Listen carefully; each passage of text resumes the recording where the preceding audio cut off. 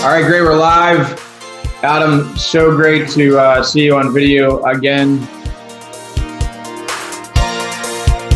Brilliant. Yeah, let's make this work and just let's see what feedback we can get.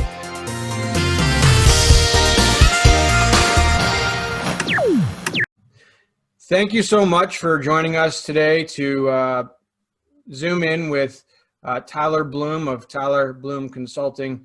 I am Jason Van Buskirk. For those of you who don't know me, Adam Sedgwick is my co-host on Turf Tech Live. We are more than thrilled to welcome Tyler Bloom to our show today. And we're going to talk about something that I think is pretty hot, and not just in random parts of the year, because it is, I think, a pretty crucial time of year for employee retention. And that's what we're going to talk about. Tyler, I would say, is a complete expert in this arena, and not so much because he's the guru at making sure people stay at your facility, but making sure that they enjoy and they're getting the best possible out of their experience so that they might come back next season. So Tyler, thank you so much for joining us. And I'll let you introduce yourself. Yeah, appreciate it, Jason. Expert is a very kind word, and I really appreciate that. So been in the golf industry since I was 6 years old. Absolutely love the game and never really found any other interests from a career standpoint outside of golf. And through my career, I was a golf course superintendent for 6 years at a facility called Sparrows Point Country Club in Baltimore, Maryland. My previous stops at Oakmont, Marion, Southern Hills, and Muirfield. And I think it was one thing I look back on my time was just always being surrounded with good people, great teams. And, you pick up things along the way. And then I guess I found my own niche out of necessity as a superintendent, facing probably what the majority of golf course superintendents and clubs face with in terms of recruiting, developing, scaling a team in a really, really challenging environment in Baltimore, Maryland. So the club was located in a small township called Dundalk, a very, what I would call, economically deprived area due to its, I guess you could say, influence in the steel industry and manufacturing years ago. And when that moved out of town, a lot of the, I guess you could say, economic stability of the area really went out. And so the situation I kind of walked into was, and I say this so respectfully, but it really was like Arkham Asylum. You had people stealing from each other. You had people on alcohol, drugs. You had no respect, not only just with me, but with each other and their work environment. So just really, really different from, my exposure, obviously working for some really good clubs, good superintendents. And in a roundabout way, I created what is now more formalized into an apprenticeship program. But it really started it off by building a team culture from within that I think resonated with a lot of people. And we used the platform of high schools to really support our labor system. Over time, that evolved into, not just high schools. I think oftentimes I guess there's a misperception that I built a team strictly off of high school students. It really was, that was a starting point, but it was partnering with government agencies, the Department of Labor, community colleges, and different workforce agencies to really, I guess you could say, fill the pipelines in different sectors of the local community. Mm-hmm. Mm-hmm. And so, I guess it was about 3 years ago, I started getting phone calls from superintendents asking me, in the local area, like, where are you finding people from? I mean, we had a situation where we were 50% turnover in 2015 down to 10% within 2 to 3 years. Yeah. Didn't post a position for almost 2 years. Wow. So I realized very quickly that there's something here that could be helpful for the industry as a whole. And that's where the idea of this sort of coaching consulting business came about. Well, I think you really touched on a crucial point there, was culture. And most oftentimes, I think that's completely overlooked for most people in higher management positions, because oftentimes they say, well, we don't really care who is here to do the job. We just need to get the job done. And if you're promoting that culture that, hey, we're all here together as a team, we're all chasing one common goal. And if that's the culture that's being promoted and it's bleeding that message, you have a really good opportunity to not just focus on the high school student or the college student, but to focus on the post-college student, the one that graduated that didn't really know what he or she wanted to do anyway. And now they find themselves working for a superintendent like yourself and saying, wow, you know what, this could actually be my career. You know, this is a cool place to work and a cool job to really take on. And so I know from my experience, I know that Adam could talk on his behalf as well in other parts of the industry in the sales aspect. But if in my experience, it was all about teaching and coaching them how to do the job exceptionally well and focusing on the good versus the bad. What are some things that you personally focused on? Let's say the guys on the job or the girls on the job for the first week or the first 2 weeks. You know, what are some of the things that you focused on yourself? Well, it was almost like an internal culture aspect, and I hate to use that, you know, from a cliche standpoint, but we had our entire team really involved in like the onboarding process. Yeah. So we had a very structurized, you know, first day to first week, and there were certain benchmarks that we would try to hit, you know, such as come in, have a formal introduction, introduce the person to the rest of the staff, and have the staff introduce themselves to that person, you know, just to make them feel more comfortable. It would be things such as come in for like a team lunch, okay, and same thing, talk a little bit about your story and how you got here, and try to build a relationship and sort of break down some of those barriers and that armor that first day, so they just felt comfortable as human beings coming into our work site. And you know, one of the things that I always tried to, I guess you could say, I don't know if empower is the right word, but try to share knowledge with the rest of the staff is, you don't know where people are coming from and what their backgrounds are like, Right. in life are like. You know, most of our employees actually came from, and I'm not picking on them, but they came from broken homes, Yeah. right? They may not have had structure in their life. They may have had issues outside of work and things that they were dealing with. And I always try to have the approach, let's make, when they're here and come through those gates, the best part of their day. And that's how we're going to support them through the good and bad, and nurturing that sort of a relationship based, you know, was really critical for me. You know, other things that we did was made sure that they felt they got individual attention, not just from me, but their coworkers. So we would set them up typically in a buddy system, I called it. And again, that's piggybacking off of things that I learned through my career and other, you know, and observing other industries, just so they had somebody that they could count on as like a direct point of contact. Because, you know, most superintendents, like I hear it often, is, how do you have the time to do all this? Yep. Well, the idea really was, let's scale leadership down to literally the entry-level worker and have them take ownership. Yep. So again, another strategy that I would try to implement is I document every step of the way of their onboarding procedure. I would have them actually do it. And so it kept our onboarding procedures really fresh to the kind of people that were coming in. And that way you're getting different perspectives. Again, that sense of ownership. Yeah. And again, those were things that didn't take away from the day. It was just structurizing and institutionalizing a really formal procedure. Yep. Yep. And you hit on a massive point with when you're in areas of a country or a state. I see it so many times and hear the same thing dealing all over the world, where if you're in a course in a bit of a deprived area, skilled staff aren't there. So the thing you brought up with you're taking kids in from broken homes almost. They're coming in, that you've got to have that structure. They're looking for that father figure and that direction. It's almost an arm around their shoulder to give them the direction in their life that they've been longing for all through their childhood. And then the camaraderie in the greenkeeping industry is so strong that once they're in that fold, all of a sudden you just add value to their life, give them some structure. And as long as they feel valued in their employment, they're hooked. They're in an environment, they're outdoors, it's fresh air.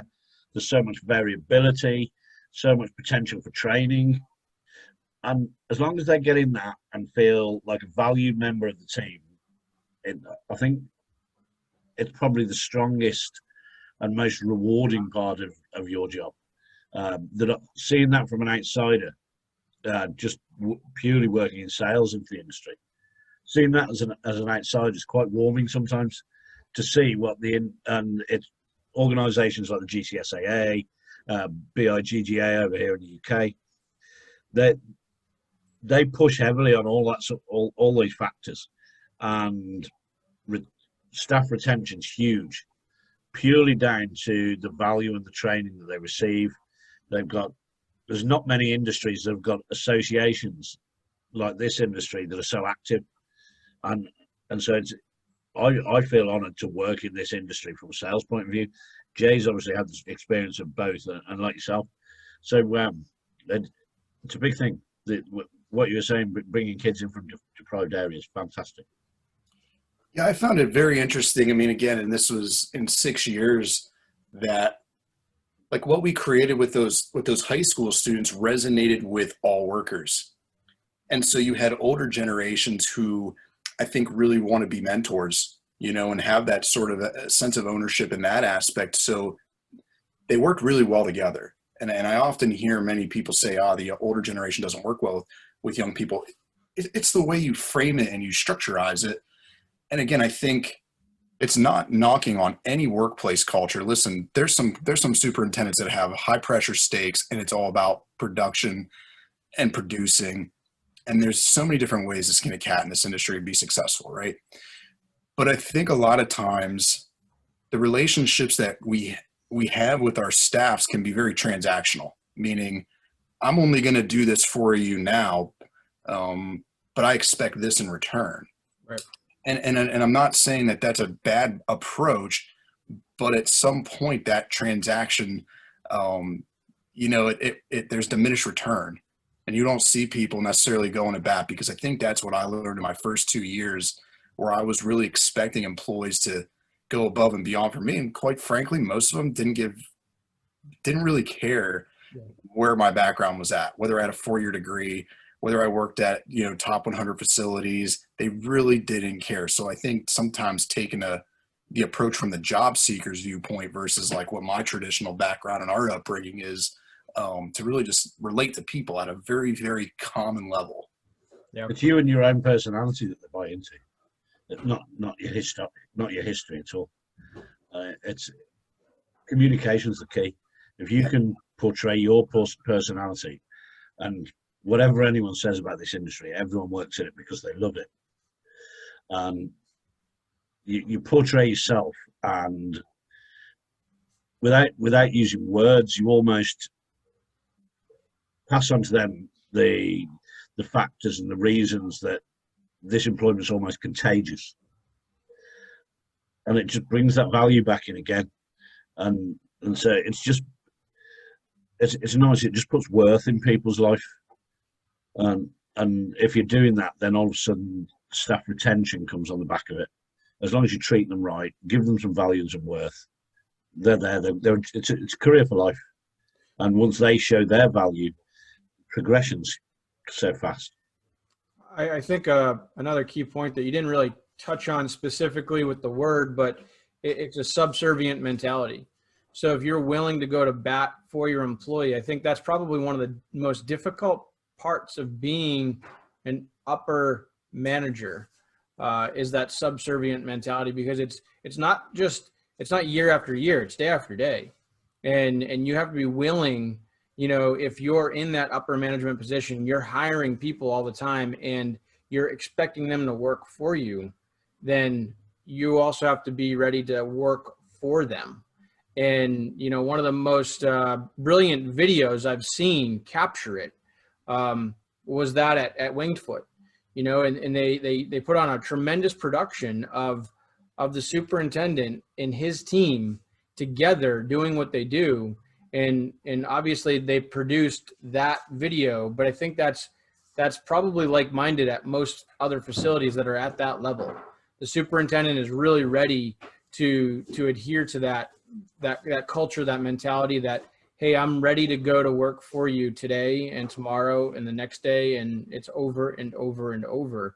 And most successful in having employees come back year after year after year. For me, retention in my first year or two, it was tremendously difficult. But then after I got into a rhythm, it became really easy because I had that coaching culture. I wanted to coach you to be a better turf manager, a better employee, a better person. And I wanted to learn about you and what you had going on at home and what you wanted to share with me. And because of that, we became friends in a certain sense, but there was that fine line of I'm still your boss and you're going to do this because we're friends. We have a closer connection than just my expectation because you punch the clock and you're ready to go to work. So obviously don't want to get too far offline here. Obviously we're talking about experiences and what you saw worked really well. What are some things now that you've been in the industry for, probably feels like, 50 years, it's really only been about 20. But you're ready to pass your knowledge on. You come into an operation and because I think your expertise obviously bleeds into golf, but you could very easily go into tree care. You could probably go into greenhouse. You could go into, construction. You could go into anywhere there's a labor force that has an upper management. Where do you see yourself plugging in, and how quickly can you transform that type of atmosphere? That's a great question. Where do I see myself fitting in? I think I'm relatable to like all levels of employees, if that's kind of the question. So I do, I guess you could say, not empathize, but I relate to the entry level worker, who's just starting out and is on a weed eater 7 days a week, the majority of the summer. I was that assistant who really needed to mature quite a bit when I was young and needed a good mentor and honestly needed a good kick in the butt from time to time. So I empathize with the superintendents who are dealing with that as well. That situation where they need somebody to maybe a third party, unbiased resource to give some insight.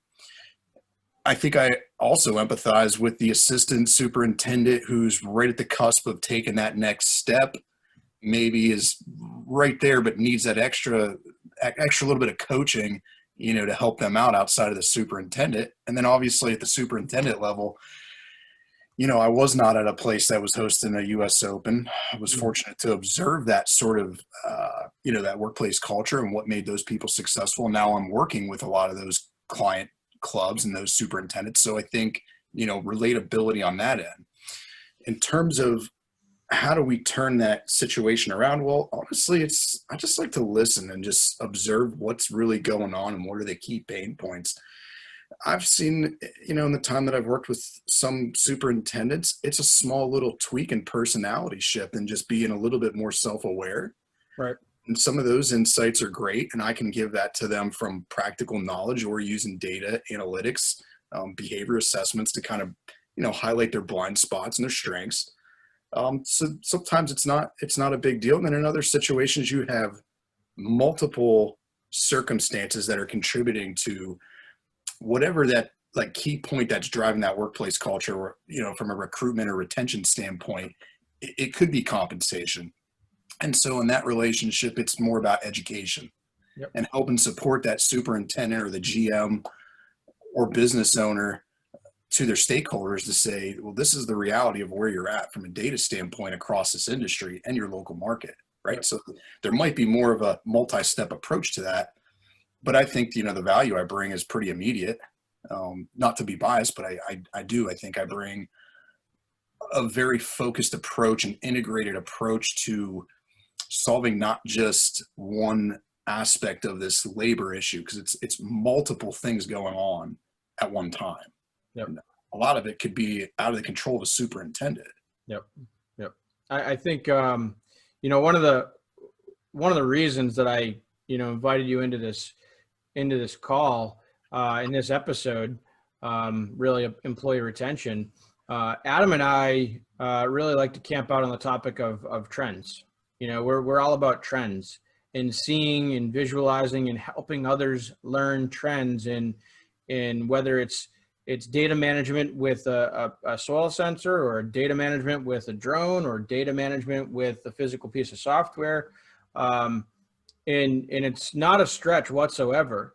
I think you're also in the behavior of trends in helping and educating managers at any facility around the world, really, understanding their trends. What are your trends? How are you trending? That would be a pretty good key ice-breaking question. Like, how are you trending with your staff? And so, and have you asked that? Have you ever asked a superintendent at a initial meeting, how are you trending with your staff? I think that's a very very simplified version of it, but yes. Yeah. What are your pain points? Tell me about your history a little bit. Are there any reoccurring themes that you've seen? Is it the type of people you're bringing in and targeting? Do you feel it's a specific demographic, a specific age? Yeah, you got to take all that, insight in and really understand like what the makeup of that team is. Yeah. So, and I give an example, like at our facility, I'm probably more someone who doesn't get caught in the weeds and the details on every little niche thing. I think I have more of a bigger picture approach, sort of next task, let's keep it going, right? But I needed to align with management team members who were more focused on details, process, procedures, to keep things moving in a systematic way. Right. That is a challenge, I think, for a lot of managers, and to be taught that, because you learn that.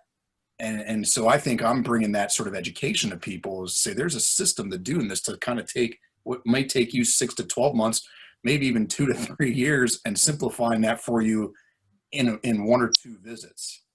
Really critical. One of the so an old mentor of mine, his one of his major requirements to hire a new staff member was that this person needed to be a high school athlete.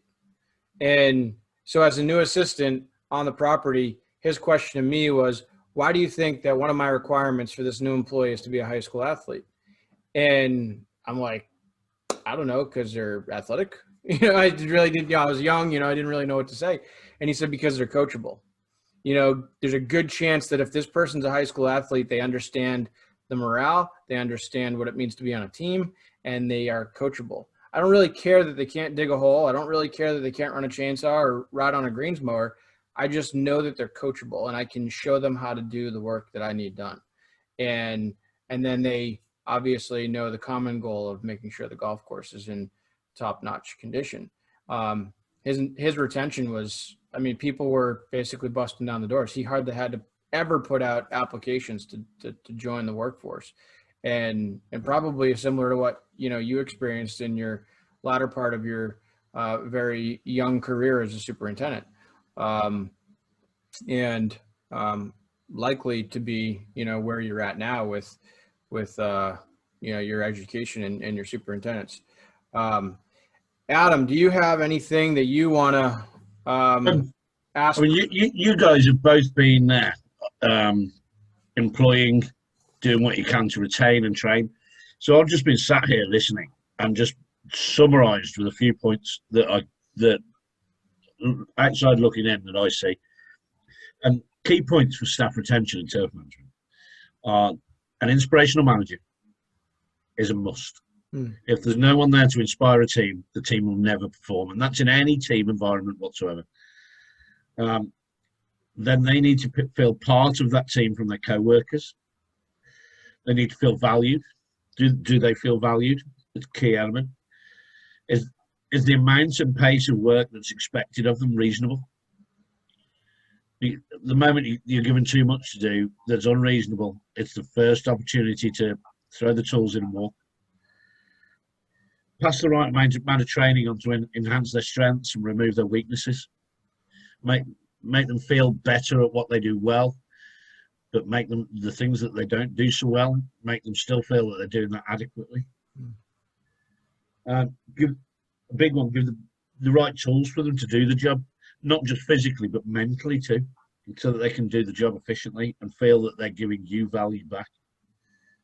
And show that they have adequate opportunity for professional growth and development, which we all know that this industry gives them. So you wrote all those notes down on a piece of paper? I just wrote them down. I wasn't sure if you were picking up on the, we have a bit of a language barrier, just slightly. So, no.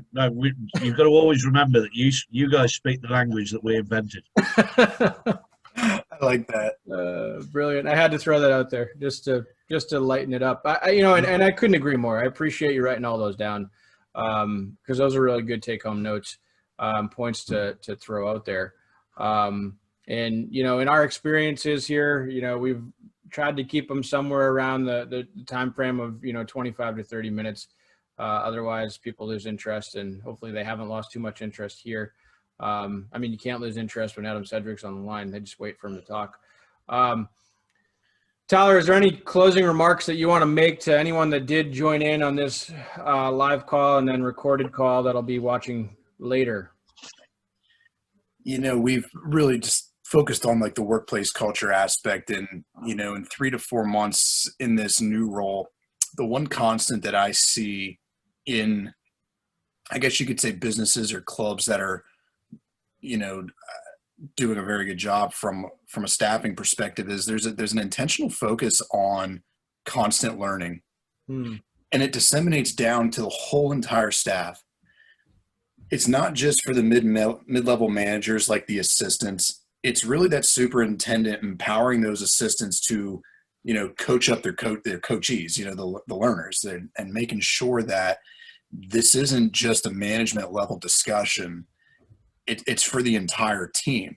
There's obviously checks and balances that you have to create internally, but it's really institutionalizing a culture of learning from the moment somebody walks in the door, and institutionalizing respect.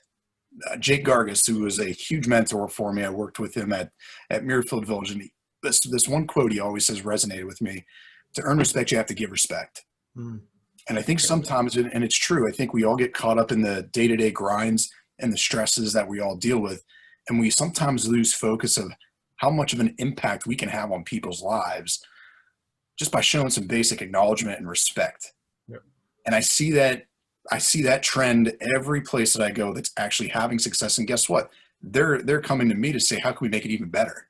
Yep. Which is, it's very rewarding for me, and it's exciting, and I appreciate the the openness of so many good superintendents. Just if you are in a position where maybe you're struggling with that culture aspect, take a deep breath. There's so many great examples you can research online, call other colleagues, and don't try to take it all at once. Start with something simple. This took 6 years for me to get to where I feel like I'm barely even scratching the surface in this whole business idea, right? And it's really focused now. But take your time. Don't try to bite off more than you can chew. So I know a lot of places, they want to do weekly luncheons or once a month staff education sessions. Start with a quarterly staff, education session. Rely on your business partners in the industry to come and do that, because it can be too much at once. So start small and scale out. I'm doing a similar thing with resellers. So resellers for our products. I'm noticing that not so much in the States, because the sales guy from my reseller in the USA is pretty good, to be honest. But he sat in the window above you. But in other nations, moving up through the industry, you get a lot of the turf professionals and former superintendents that'll go on to work for the Site Ones or Hurrells as sales guys. These guys, they're not salesmen. They're turf professionals, so they can pass on their turf knowledge, their agronomical benefits, but they're not sales. So the guys within that company, it's really difficult for them to train them to become salespeople, because that's not what they are. And the best way is to bring an industry partner from a different company or a different mindset in, and not convert them into somebody else, because you'll never do that. But just fine tune the best points that can help them move on to another level in their new career. And it's the same across all industries, really. If you can just bring someone in that can see how someone's operating, pick up on the good points. Don't tell them the weaknesses, because they'll disappear on their own if you strengthen the strengths. And treat them with respect and common courtesy as a human being to become better in their own way. Well said. Well said. Well, I have other points and topics that I'd love to discuss with Tyler. So this won't be the last time that Tyler's a part of this Turf Tech Live Zoom presentation. We're going to tackle other topics in the industry that I think a lot of people are hot on, and maybe sometimes they're not even that hot on. They didn't realize. But for now and for today, that's all we have. And Tyler, I appreciate you again for joining us. I'm on employee retention. Adam, thank you as always. It's a pleasure seeing you. And you guys have anything else you'd like to share? Otherwise, we are just very, very briefly before we go. I just thought a great way of getting the relevant topics in this industry is each week we do one of these. Whoever the guest is, off the cuff, without thinking about it, give us a subject to talk about on our next video. That's a good idea. Tyler, you're on the stage. Oh man, that's a good one. Man. Boom. Well, I'm always interested in plant growth. Plant growth. And how people are managing during COVID, nutritional aspects, their mowing programs, and sort of like how are they all piecing it together, and is there anything that they're learning that they could take on, moving forward? Yeah. Again, for my own information. Always like to be educated on different systems. Yeah, that's a great topic to discuss. And I know Adam's he's actually what I call the secretary. He just writes notes down. He's got his cup of tea and his biscuit or his crumpet, whatever they talk. Have cup of tea, biscuit, and a pen. I knew it. I knew it. Happy in life. He's got a cigarette. He's got a football match starting up pretty soon. He's all set. He's ready to rock. Yeah. Thanks so much for having me on. This is really cool. I think these sort of, discussions are what helps move the needle on so many different topics. So, appreciate the initiative that you two have taken to get this going. For anybody that's interested in connecting with me, you can find me on social at @tbloom_golf or at @tbloom_LLC. And that's, my accounts for Instagram, Twitter. Feel free to reach out to me if you have any questions. Well, we'll make sure we'll put those in the description and notes when we send it out and get it published live. And thank you everyone for joining in. And as always, be well and take care.